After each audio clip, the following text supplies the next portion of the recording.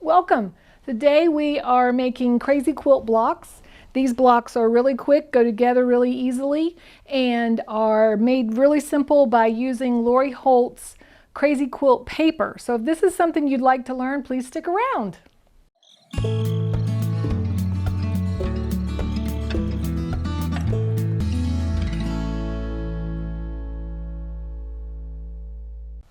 Okay, so let's get started. Let's talk about some of the materials that you'll need to work on these blocks. So the first thing you'll need is Lori Holt's Crazy Quilt Paper. So this paper comes in a pack of 42 sheets and is meant to be, and it's 10 by 10. So it's meant to be used with 10 by 10 squares. And what I started with today was a Tula Pink monkey wrench charm pack that are 10-inch squares. So the charm pack came with 42 squares, and I have 42 sheets of paper, and the package is meant to let you use this transfer paper to complete the 42 squares and make 42 blocks from this transfer paper and a 10 by 10 charm square pack. She also has a 5 by 5 package of 42 transfer papers that are meant to be used with the 5 by 5 charm pack. So if that's something you're interested in, check that out too. Okay, so materials to be used for using this product, which are 10 by 10 sheets. They have cutting instructions for cutting 5 pieces out of each one. They have a shiny side on the back, and that shiny side is what you will be ironing onto your 10 by 10 square so that then you can follow the cutting instructions to cut them. Okay, so let's start with that. So I take a square, put it by the iron, put the paper on there. You'll notice that the paper is slightly smaller than the square, and that's fine because you're going to take the squares that you create from this and cut it down to 8.5 inches. So the finished squares are 8.5 inches, so anything that doesn't exactly line up is going to be trimmed away with the trimming process. So let's start by using the iron to iron this on. Now, as I was doing this, I got the bright idea that I wanted to use this transfer paper for more than just this initial 42 blocks. I wanted to do a table runner and possibly a pillow also. So I decided that what I would do is iron this onto one of the sheets, and then to take a stack from the 42. I think I've done, some of these stacks were 5 in a stack. A few of them I did were actually 6 in the stack. Line them up as best I could, and then take the sheet and add it to the top. And that way when I do the cutting, I'm going to get 4 or 5 or 6 cuts out of this one piece of paper, and that way I'll have some left over that'll allow me to do the table runner and the pillow that I'm hoping to also do to go with this quilt. So once you put this on there, use a ruler and a rotary cutter. So far we've talked about using the iron, the rotary cutter, the ruler, the Lori Holt paper, and a 10 by 10 charm pack. So those were the things to use. This is a spinning board that I happen to have, and it kind of made this a little easier because I was working with multiple layers. So if you have one of these, great, but it's not required or a necessity for this project. So I line my ruler up. This line says cut first, and this line says cut second. So I line this up on that, directly on the line, and I'm cutting directly on that line. While I still have pressure on this ruler, I gently take this and slide it out of the way because I need to do this cut and I'm going to need to do this cut. So while I have the pressure, I do that. And then I carefully lift that up. Then I can slide this and put it over here where it says second cut. Again, apply nice good pressure. While I have the pressure on it, I pull this back out of the way. Then I have a cut over here to do to separate piece 4 and piece 5. So while everything's still nice and lined up, I cut that. And then I have one more cut to cut piece 2 and piece 3 apart. So haven't had any problems stacking this like this, so it has worked out really well. Okay, so once you have your stuff cut, you'll find, well, you want to take this top sheet that you ironed and pull that loose.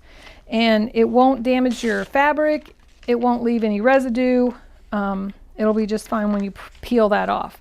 Now I had some squares that I had already done, so I'm going to add those to the first ones. And then the same thing with this next one. Peel that peel off, and grab that and add those, and just right down the line. So you can see that you kind of save yourself some time by not having to peel that paper off of each and every one of them as you go. So I lay those out there. Then I have a number 1. Peel that paper off and put that there. And the last one is number 2. And then I'll show you how we get them ready to piece together. I have the Lori Holt design boards that I've made from scrap batting and core board. I have a video for that. I'll leave the link in the description if you want to see that video on how to make these. I've made them in a couple sizes, and a little bit later you'll see a larger size. So what I like to do is set my piece, my block up, and then set it aside, and that way I can take 4 or 5 of these over to the sewing machine and sew at one time. So the first thing you're doing is, for piece 5, you're putting the piece down, picking one of these pieces, and really there's only one rule, if there's any rules at all, and that is not to use the same fabric in any 2 pieces of this 5-piece block. So all I do is, when I'm holding this in my hand, I am looking for a color of block. I try to look for different colors. Like I know I've got greens in here, and I've got purples, and blacks and oranges and all that. So I want to just kind of pick varied colors. And then on this one, nice orange banana one in there.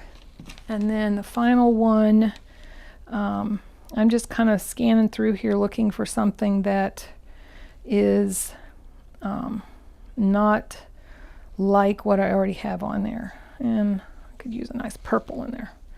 Okay, so that's the only rule. And it's not even a rule. If you want to match them up, that's fine, but it's just to try to have randomness, and not to stress too much about how you do that, and not to try to make them look uniform in any way, because you want this to look like a crazy quilt. So one more, I'll pull a square on here. This is piece 5. I let them hang off a little because these squares are a little bit small. And then this is piece 1 and piece 2.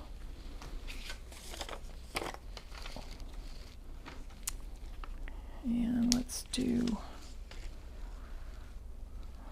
there we go, for 3. And lastly, we'll do a 4 and pick something. Okay, so I would go through my pieces like that and lay them out as I know that I'm going to sew them, and take them to the sewing machine. So once I take these over to the sewing machine, I kind of did a step out so you could kind of see that without me having to move the camera over to the sewing machine. So here I have the 5 pieces that we're going to piece together, and the instructions say to attach piece 2 to piece 3, and then attach this piece to this. So in this case, I have attached piece 2 to piece 3. Now the thing that you'll notice is that these 2 pieces don't line up exactly. When you're looking at this piece, the one piece is longer than the other one, and that's just the nature of taking a single sheet of paper and cutting it, or a single piece of fabric and cutting it, and now you're trying to use 1/4 inch seam allowances, and that's going to give you a bit of a wonkiness.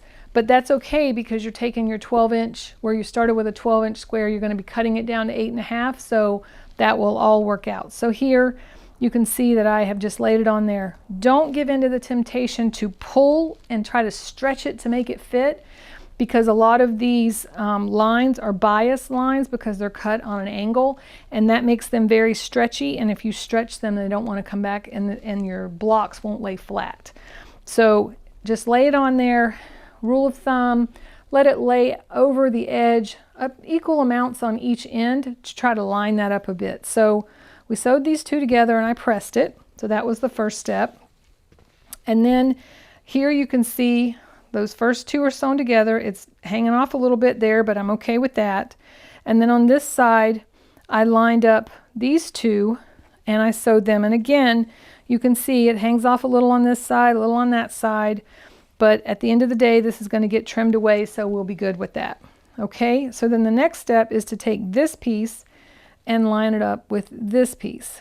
Now, you'll notice that, again, this hangs off, and this bothers me because as a quilter, I have spent many hours perfecting my skills at lining things up, matching things up, having things lay flat, having them fit perfectly. And so doing something like this where it doesn't fit, it's not perfect, worries me. So it took me several blocks to finally get comfortable with the idea that as long as you generally allow it to hang over the edge on each end pretty similarly, and then what I've done here is I've lined that bottom fabric up to this bigger piece. So where this is hanging over, I allow it to hang over. I don't try to pull it in. I don't try to do any lines trying to make everything meet. I will start here and I will sew a 1/4 inch seam, and when I get here I will stick with a 1/4 inch from that bottom piece and just keep a straight line and keep going to attach that piece. Okay, so here you can see that I've done that. You can see that it hangs off a bit here, but at the end of the day it's a 1/4 inch all the way down this piece, and nothing was pulled or stretched. Okay, and I will iron that a bit so you can see that lay flat. Okay, so that's half the block, and we had already done this one, and you can see this hangs off quite a bit over here. Let me iron that down. And that's okay, because again, that's going to get trimmed. So we're almost done. One more stitch and one more seam and we're done. So here we are attaching the two longer lines. Again, you can see this doesn't match up. You can tell this bothers me. I want it to be perfectly aligned. I want it to fit perfectly. So I let it hang off a little on this end, a little on that end. I kept this 1/4 inch. I kept a straight line all the way down. Even though that hung off a little bit, I just kept a straight line as I stitched that, going all the way down the block. Okay, then I can take that and press. Doesn't matter which direction you're pressing your blocks. Now you have a completed block. So those are the steps to sew this together. Once you've got it sewn together, this is the next step is to trim it down to an 8.5 inch square, because right now it's measuring around 9 inches. Lori Holt has a cutie cutty. I don't know. There's a ruler she has that's exactly 8.5 inches that she talks about in the instructions, but I didn't have that ruler and I didn't want to order it and wait for it and all that. So I have a ruler that is an Omni Craft square up ruler, and I have an 8.5 inch line on my ruler. So I'm going to use this ruler to do my squaring up. So what I do is pick it, and what I was generally doing is kind of lining it up to the 9 inch mark, making sure I had a little overhang on the other side, and then I was putting pressure and squaring those two sides off, and then I can flip this around. Now these two sides are perpendicular, so now I can line it up 8.5 inches on these two sides on my 8.5 inch line, and then when I get that lined up and I'm comfortable with that, put pressure and trim the other two sides. And as you can see, once you do that, you have a beautiful block that lays flat, and all the the bit of wonkiness on your seam allowances don't impact the finished product.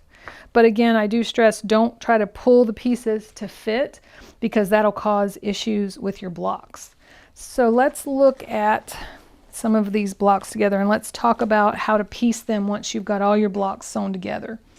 So when laying them out, intentionally turn them around. Try to do them so that you're not laying them all out in the same direction.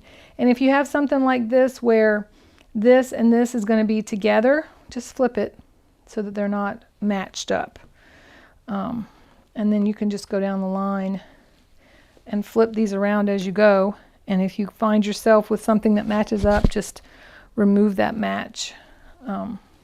Just flip your block around a little bit. So none of these seams match, so you don't have to match seams. If you're a new quilter, you don't have to worry about that. And it will be the quilt using a 10 by 10 42 pack of 10 by 10 squares will be 6 squares across and 7 squares down. And Lori talks about it in the instructions that are on the back of the thing that says that 6 across and 7 down will give you a quilt that's 48 by 56. But then you can also take these same squares and use them in other ways that allow you to make table runners, pillows, and that was kind of my goal. Was I wanted to do more than just the one quilt. I wanted to do some matching table runner type stuff that so you see I just flip those around, and there you go. That's the start of the quilt. And now it's a matter of sewing them across and stitching them all together to make the quilt. In the description of the video, I will add links to places that you can purchase the Lori Holt Crazy Quilt Paper. I'll also include links to some of the tools that I used today so that you'll know where you can find those. I'm not affiliated with any of those links or anything, but it might be helpful for you to know where to get those. I will also include a link to the YouTube video where we made these design boards that I use all the time when piecing, because it allows me to lay the pieces out and then take these boards over to the sewing machine and sew them. So if this helped, please like the video and subscribe to the channel and turn on the notification button so that you'll be notified as we add new videos.